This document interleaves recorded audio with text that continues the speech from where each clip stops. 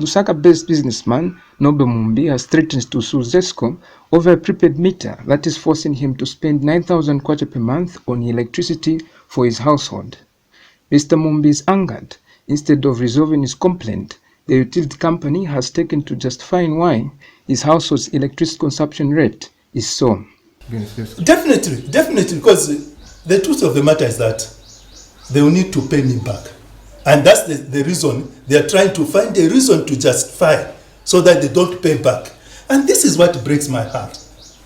Why? Because this is a public institution, and these are just public officers who are supposed to serve the nation with diligence.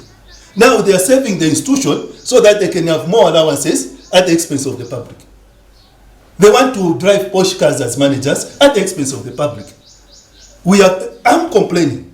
Believe me, with this response, I'm very sure I'm not the only one who's suffering this. Mr. Mumbi's threat follows Zesco's corporate affairs manager, John Kunda's response to his complaint of being overcharged by the utility company.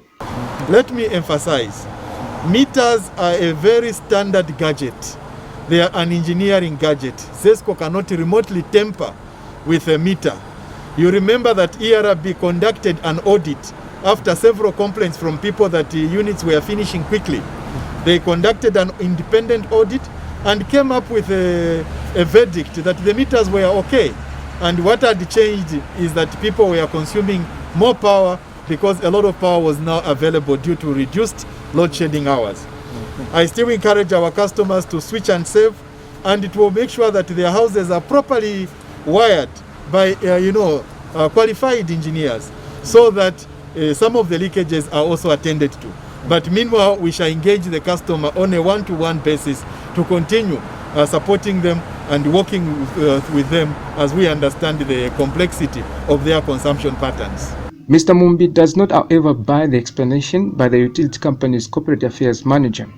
If I'm within the consumption rate, it's the load shedding that has reduced, that has now heightened my bills. That doesn't make any logical explanation, any logical sense. Why? There should be a pattern. Let him produce everything I've been buying to display to the public to see who's lying.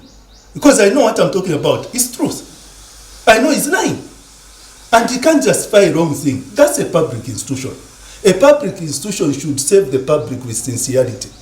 But if people start behaving like it's a private entity and defending a wrong thing at the expense of my pocket and other innocent Zambians, that won't do.